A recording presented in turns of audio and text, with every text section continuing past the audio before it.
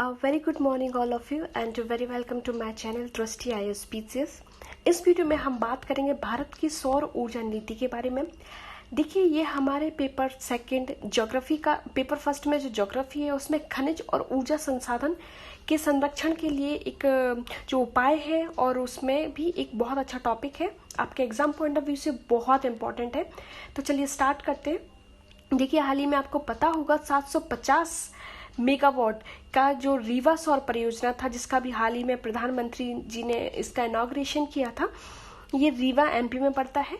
ठीक है, तो ये क्या है, इसके बारे में हम पूरी जानकारी देखेंगे। देखिए, यह एक सौर पार्क जिसका कुल क्षेत्रफल 1500 हेक्टेयर है, के अंदर 500 हेक्टेयर भूमि पर 250 से 250 मेगावाट की 3 सौर उत्पादक इकाइयां यहाँ पर शामिल की गई हैं।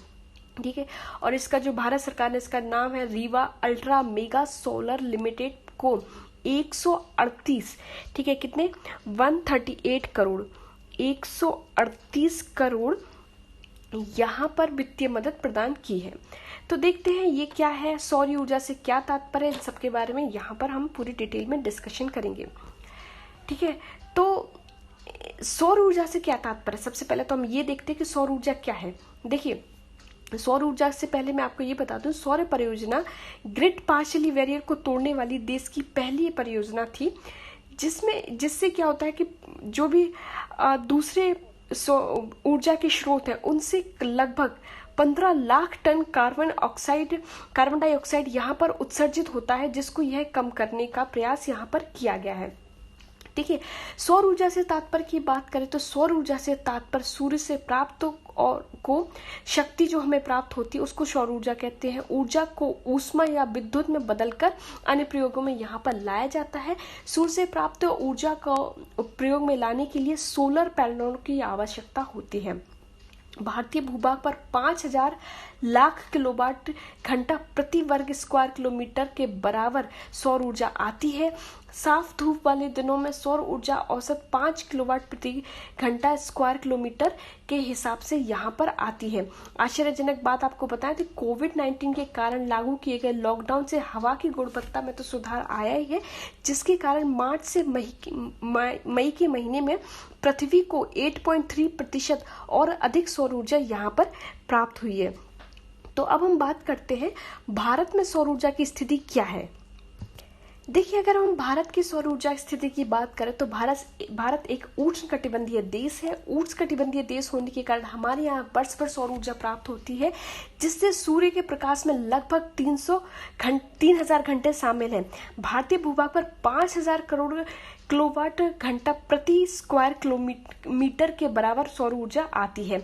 भारत सरकार ने 2022 के अंत तक 175 गीगावाट नवीकरणीय ऊर्जा क्षमता का लक्ष्य निर्धारित किया। नवीकरणीय ऊर्जा क्षमता की हम बात बताएं तो नवीकरणीय ऊर्जा क्षमता से तात्पर्य हमारा है जितने भी जो गैर पारंपरिक ऊर्जा स्रोत क्या है, जैसे कि आपकी सौर ऊर्जा हुई, जल ऊर्जा हुई, इनको गैर पारंपरिक ऊर्जा बोलते हैं।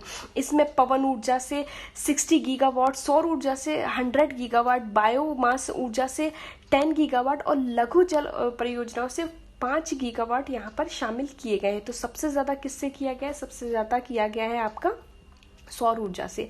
ठीक है, तो सौर ऊर्जा उत्पादन में सर्वाधिक योगदान रूफटॉप सौर ऊर्जा, मतलब रूफटॉप जो सोलर प्लांट होते हैं जो रूफ पे लगाए जाते हैं। देश में बिजली उत्पादन की स्थापित क्षमता 16% है। सरकार का लक्ष्य से बढ़ाकर 60% यहाँ पर करना है।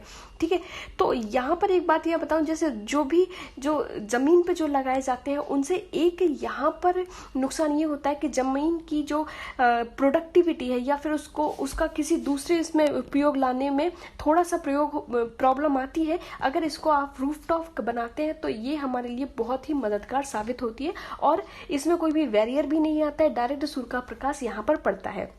उसके बाद हम बात करें सौर ऊर्जा से होने वाले लाभ की, तो ये कभी नहीं खत्म होने वाला नवीकरणीय संसाधन है। सौर ऊर्जा वातावरण के लिए भी लाभदायक है। इसका प्रयोग किया जाए तो वातावरण में कार्बन डाइऑक्साइड जैसे जो हानिकारक गैस है वो भी प्रदूषित, यहाँ पर उसका प्रदूषण कम हो जाएगा। ग्लोबल वार्मिंग जैसे आप जानते हैं कितनी सारी परेशानियां बढ़ रही हैं, तो उसका भी यहाँ पर कम किया जा सकता है। भोजन पकाने और कोई भी बहुत सारी ऐसी चीजें हैं, अगर इसका सौर ऊर्जा का उपयोग करते हैं तो जो हमारे पुराने जो जिनसे हम नवीकरणीय संसाधनों का उपयोग करके पुराने संसाधन है उनकी भी यहाँ पर पहले के लिए रिजर्व किया जा सकता है। सौर ऊर्जा को प्राप्त करने के लिए विद्युत या गैस ग्रिड की भी आवश्यकता यहाँ पर नहीं होती है। एक सौर ऊर्जा निकाय को कहीं भी स्थापित किया जा सकता है। सौर ऊर्जा के पैनल्स को आसानी से घरों में कहीं भी रखा जा सकता है। इसके लिए ऊर्जा के अन्य स्रोतों की तुलना में ये काफी सस्ता भी यहाँ पर पड़ता है। अब हम यहाँ पर थोड़ी सी सौर ऊर्जा की राह में चुनौतियां देखें। सौर ऊर्जा की राह में सबसे बड़ी चुनौती तो ये है कि सौर ऊर्जा प्लेटों को स्थापित करने के लिए जमीन की उपलब्धता कमी होती है। जैसा कि मैं आपको पहले बता चुकी हूँ, जमीन की उपलब्धता नहीं होने के कारण यहाँ पर इसको रूफटॉप बनाया जाता है, पर फिर भी जहाँ पर जमीन की उपलब्धता है फिर भी उसका उतना उपयोग नहीं हो पाता है। कुशल मानव संसाधनों का भी यहाँ पर अभाव है। चीन से आयातित फोटोवोल्टाइक सेलों की कीमत कम होती है परंतु उनकी गुणवत्ता भी काम चलाऊ होती है। भारत में बने सोलर सेल जो फोटोवोल्टाइक सेल है वो भी आयातित सोलर सेलों के मुकाबले कम दक्ष है। अन्य उपकरणों के दाम भी बहुत अधिक है। विभिन्न नीतियों और नियमों बनाने के बावजूद भी सोलर पैनल लगाने के खर्च में कमी नहीं की हुई है।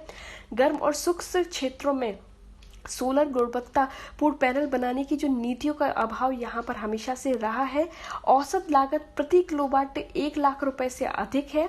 आवासीय घरों में छतों पर सोलर पैनल लगाने पर आने वाला भारी खर्चा और सौर ऊर्जा परियोजना की राह में यहाँ पर बहुत बड़ी बाधा बना हुआ है। अब हम बात करते हैं कि सौर ऊर्जा को बढ़ावा देने के लिए सरकार ने क्या क्या पहल की है। तो देखिए, सबसे पहले सौर ऊर्जा को बढ़ावा देने के लिए सरकार के द्वारा जो पहल किया गया है वो नेशनल सोलर मिशन है। इसका उद्देश्य फॉसिल आधारित ऊर्जा विकल्पों के साथ ही ऊर्जा को प्रतिस्पर्धी बनाने के अंतिम उद्देश्य के साथ बिजली सृजन एवं अन्य उपयोगों के लिए सौर ऊर्जा के विकास एवं उपयोग को बढ़ावा देना है। राष्ट्रीय सौर ऊर्जा मिशन का लक्ष्य दीर्घकालिक नीति, बड़े स्तर पर परिनियोजन लक्ष्यों, महत्वाकांक्षी अनुसंधानों का एवं विकास एवं महत्वपूर्ण कच्चे माल अवयवों तथा उत्पादनों के घरेलू उत्पादन के माध्यम से सौर ऊर्जा सृजन की लागत को कम करना है।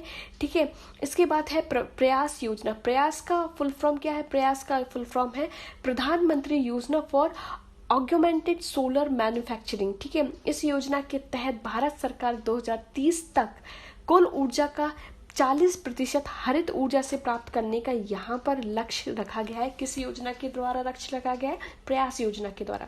उसके बाद अंतरराष्ट्रीय सौर संगठन, अंतरराष्ट्रीय सौर गठबंधन, ये बहुत इंपॉर्टेंट है। ठीक है, तो ये treaty based international intergovernmental organisation है। ISA की स्थापना पहल भारत ने ही की थी और पेरिस में 30 नवंबर 2015 को संयुक्त राष्ट्र सम्मेलन के दौरान COP21 से पृथक भारत और फ्रांस ने इसकी स्थापना की शुरुआत यहाँ पर की थी। तो भारत ने इसकी स्थापना की थी तो इसलिए ये बहुत इंपॉर्टेंट हो जाता है। कर्क और मकर रेखा के मध्य आंशिक या पूर्ण रूप से स्थित 122 सौर संसाधन संपन्न देशों के इस गठबंधन का मुख्यालय गुरुग्राम हरियाणा में बनाया गया है। ISA से जुड़े हुए 67 देश गठबंधन में शामिल हो गए और फ्रेमवर्क समझौते की यहाँ पर पुष्टि भी कर दी गई है। ISA फ्रेमवर्क में वर्ष 2030 तक नवीनीकरण ऊर्जा, ऊर्जा क्षमता और उन्नत स्वच्छ ईंधन प्रौद्योगिकी सहित ऊर्जा के लिए शोध और प्रौद्योगिकी तक पहुंचाने हेतु अंतर्राष्ट्रीय सहयोग बढ़ाने तथा अवसंरचना एवं स्वच्छ ऊर्जा प्रौद्योगिकी में निवेश को बढ़ावा देने का भी यहाँ पर लक्ष्य तय किया गया है। ISA के प्रमुख उद्देश्यों में 1000 गीगावाट से अधिक सौर ऊर्जा उत्पादन की वैश्विक क्षमता यहाँ पर प्रदान करना है। सोलर रूफटॉप योजना क्या है? तो देखिए, सोलर रूफटॉप योजना के बारे में मैं आपको बता दूं कि ये जो सरकार द्वारा ग्रिड कनेक्टेड रूफटॉप या छोटे सोलर ऊर्जा संयंत्रों के कार्यक्रम यहाँ पर क्रियान्वयन किया जा रहा है, जिसके तहत जो भी आवासीय, सामाजिक, सरकारी, PSU संस्था का जो भी क्षेत्र है उनके जरिए 2100 मेगावाट की क्षमता स्थापित यहाँ पर की जा रही है। अन्य नीतिगत उपाय देखिए तो अन्य नीतिगत उपाय में हरित ऊर्जा गलियारा परियोजना के माध्यम से बिजली परीक्षण नेटवर्क विकास किया जा रहा है। आप इसको गूगल सर्च जरूर कीजिएगा, हरित ऊर्जा गलियारा परियोजना। इसको फिर भी मैं आपको एक बार दिखा देती हूँ। यहाँ पर आप जो ये मैप देख पा रहे हैं, इस मैप के हिसाब से आप इसमें देख लीजिए, जहाँ पर भी ये जो ग्रीन लाइंस आपको दिखाई दे रही है, ये इस तरीके से ये पूरा ग्रीन परियोजना जो ग्रीन कॉरिडोर है इसके अंतर्गत यहाँ पर ये आता है। तो ये हुई आपकी हरित ऊर्जा गलियारा परियोजना के माध्यम से जो एक नेटवर्क बनाया जा रहा है। उसके बाद टैरिफ आधारित प्रतिस्पर्धी बोली प्रक्रिया, मतलब इसमें खरीद बिक्री के माध्यम से भी सौर ऊर्जा के लिए दिशा निर्देश जारी किए जा रहे हैं। रूफटॉप परियोजनाओं के लिए जो बड़े सरकारी परिसर है, भवन है, उन पर रूफटॉप परियोजना यहाँ पर की जा रही। जैसे कि आप कोई भी सरकारी अस्पताल हुआ, सरकारी ऑफिस हुआ, यहाँ पर बिजली का जो मेन वो रहेगा, मेन माध्यम रहेगा, वो आपका सोलर ऊर्जा ही रहेगा। उसके बाद सौर परियोजनाओं के लिए अवसंरचना दर्जा कर मुक्त सोलर बॉन्ड जारी करना, ये भी इसके दीर्घकालिक यहाँ पर ऋण उपलब्ध कराने के प्रयास किए जा रहे हैं।